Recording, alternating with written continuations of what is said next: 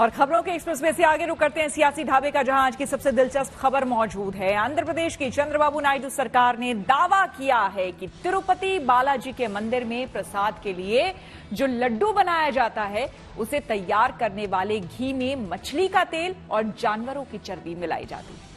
आरोप है कि तिरुपति बालाजी मंदिर के जिस ब्लैक लिस्टेड सप्लायर के घी में मिलावट मिली है उसे जगन मोहन सरकार के दौरान ठेका दिया गया था। अब केंद्र सरकार ने आंध्र प्रदेश सरकार से रिपोर्ट मांगी है और जांच के बाद कार्रवाई का भरोसा दिया है। वहीं इस मुद्दे को लेकर सियासत भी जमकर हो रही है।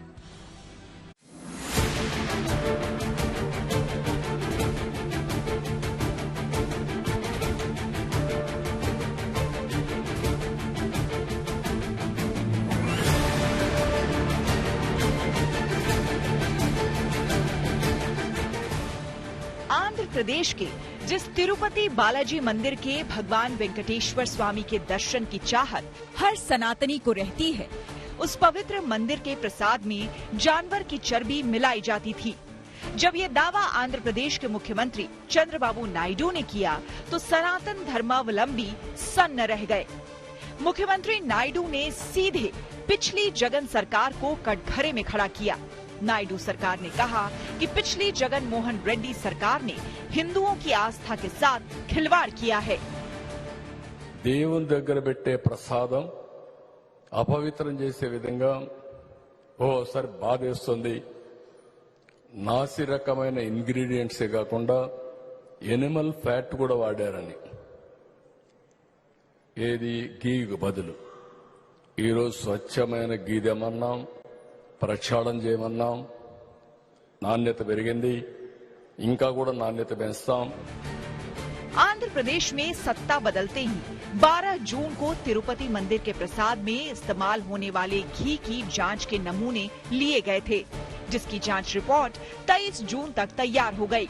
लेकिन खुलासा सितंबर में हुआ, जब नायडू सरकार के 100 दिन पूरे हुए।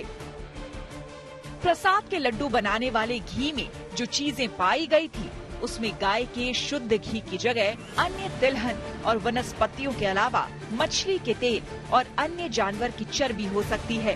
ये जांच नेशनल डेयरी डेवलपमेंट बोर्ड यानी कि NDDB के centre for analysis and learning in live stock and food यानी कि काफ लैब में कराई गई थी।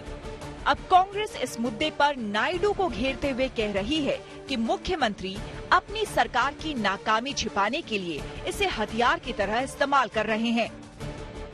Our question is, why did Mr. Chandrababu Naidu keep silent?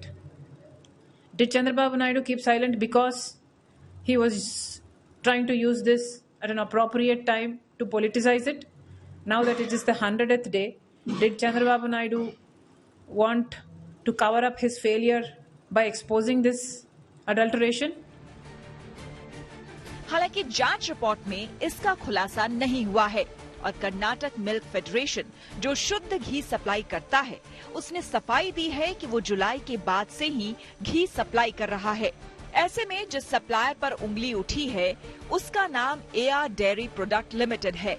हालांकि कंपनी का कहना है कि वो जांच के लिए तैयार है। हिंदुओं की आस्था को आहत करने वाले इस खुलासे के बाद देश के अलग अलग हिस्सों में प्रदर्शन शुरू हो गए। राज्य से लेकर केंद्र सरकार तक कार्रवाई का भरोसा दे रही है। तो जैसे ही ये खबर मुझे मिली, मैंने चंद्रबाबू नायडू जी से बात की, उनसे मैंने डिटेल उसकी ली है और मैंने उनको कहा है कि आप तुरंत एक जो आपके पास अवेलेबल रिपोर्ट है वो रिपोर्ट आप मुझे भेज दें। उस रिपोर्ट को मैं एग्जामिन भी करूंगा, स्टेट रेगुलेटर से भी बातचीत करूंगा, उनका क्या कहना है उसको भी जानूंगा। उस जो रिपोर्ट है जिस सोर्स से आई है उस रिपोर्ट को पूरी तहकीकात करके उसके सारे पहलुओं को ध्यान में रख करके suitable action will be taken accordingly. लेकिन सियासत के शोर का जोर भी है। जहां बीजेपी CBI जांच की मांग कर रही है, वहीं कांग्रेस बीजेपी पर तंज कसते हुए कह रही है कि जगन मोहन रेड्डी तो उसके तारनहार थे। उसकी CBI से जांच होनी चाहिए, CBI के जांच के दायरे में आना चाहिए कि कितने रुपए का घी लिया गया, कौन चर्बी का घी क्यों लिया गया। और दूसरा प्रश्न, ये हिंदू धर्म के साथ घोर अत्याचार है। केवल इसे मिलावटी का सजा नहीं मिले, बल्कि इसे इस फांसी की सजा मिले, हैंगिंग हो, जिसने भी किया है। यदि ऐसा हुआ है तो तत्कालीन सरकार की जो है फेलियर है, और उस सरकार को कौन संरक्षण दे रहा था, किनके साथ मिलकर के वो सरकार चल रही थी, ये सबको मालूम है।